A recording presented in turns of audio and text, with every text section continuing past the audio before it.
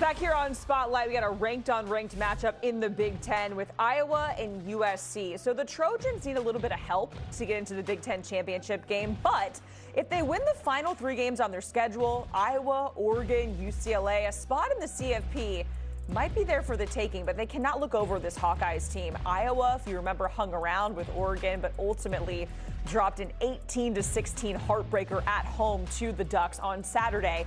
All 3 of Iowa's losses this season have come against ranked teams. It is all going down with Iowa and USC Saturday at 3:30 Eastern. Let's break down the matchup with our college football analysts Tom Fornelli and Shehan Jeyarajah. Gentlemen, when we think of USC and this offense and the deep ball and the big plays and all of those things, how are they going to adjust going up against this Iowa defense, Shehan? Yeah, it's a great question because Iowa, of course, is one of the great secondaries in college football. They've historically done a tremendous job in that aspect of the game. And I think that when you look at USC as well, like this is a team that obviously has had issues at the running back position. At one point, they had to take a guy who was listed as out and put him into the game because they went through so many running backs. So this is going to be a really significant challenge. Obviously, you think that they're going to be able to get a handful of downfield plays against Iowa. But the reality is that I think that Jayden Mayava, USC's quarterback, is going to have to sit back and take what's there. It's going to have to be 5-yard passes, 6-yard passes, not necessarily the 12 yards per attempt that we saw in some of his games this season. So it's a huge opportunity for USC to prove that they belong with the best, and it's a huge one for their playoff eligibility as well.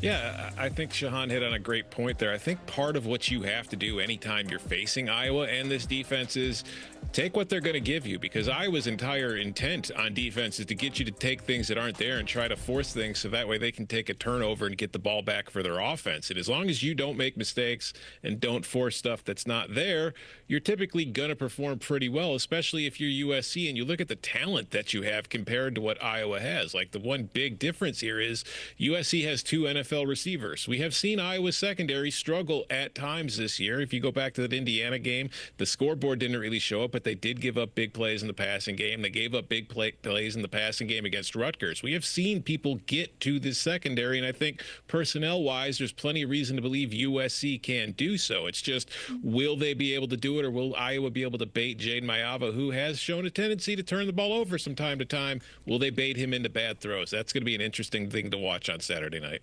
On the Iowa side of things, our colleague Chris Hassel, who is Mr. Iowa himself, went to the Oregon-Iowa game, and he shared that he walked back from the stadium with a swarm of fans, and not one word was muttered, and everybody was just sad and down and depressed because it was a heartbreaking loss for them. So if the fans feel that, obviously the team feels that times 10. So, Tom, how do they bounce back from losing in that fashion to Oregon?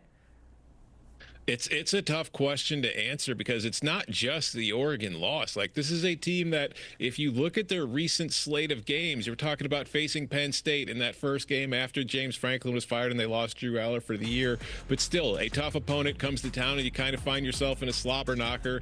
Then you get Minnesota, and yeah, they blew the doors off the Gophers and beat them 41-3, but that's a huge rivalry game. So there's a lot of emotion that goes into that. And then everything going into Oregon last week where you come close, you nearly pull off the upset and you just come up just a little short.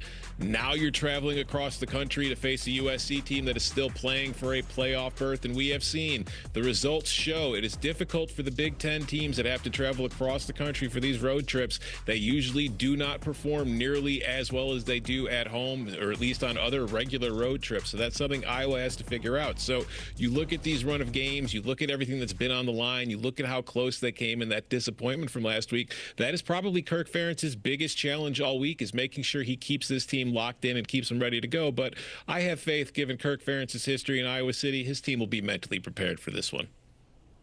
Yeah, and I think that that's the thing, right, is that you look at those losses on the schedule, all of them have been incredibly painful. Iowa State, like you said, they won the Penn State game, but that was a close game. Losing tight to Indiana, losing tight to Oregon. Like, it's just been that kind of season for Iowa. They could easily be in the college football playoff conversation right now if just a couple things go a little bit differently. But the credit that you have to give Kirk Ferentz and the way that he runs a program is that his teams tend to be mentally tough. They understand, like, with the way that we play, we have very little margin for error. He does a really good job of getting that out of players. So I think that they view this as an opportunity. I expect no letdown.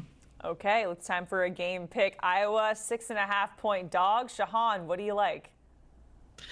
Yeah, I think for me, I'm going with Iowa to win outright. I think that this is a spot where, again, they are so physical, they are so tough. USC has so many expectations on their plate. I think this is the kind of game where Iowa holds on to the ball and USC fails to take it away from them. I think this is a game where Iowa runs maybe 20 more plays than USC does, where they force some turnovers on Jade Mayava, where USC really struggles to run the ball. So I think that Iowa's going to find a way to get it done. And USC, I mean, again, this would be a devastating loss for their college football playoff chances.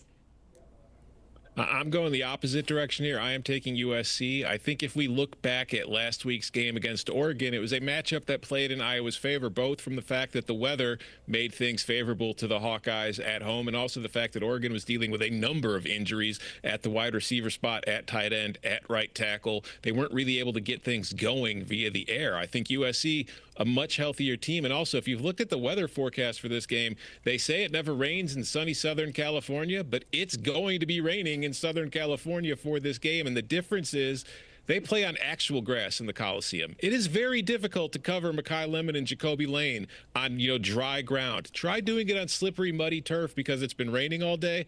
I fear for the Iowa secondary. I think USC is going to win and cover. Yeah, rain, that has been a theme, whether it's in college or NFL, all throughout this show. Tom, Shehan, we certainly appreciate it. Hang tight. We have more to come from the guys.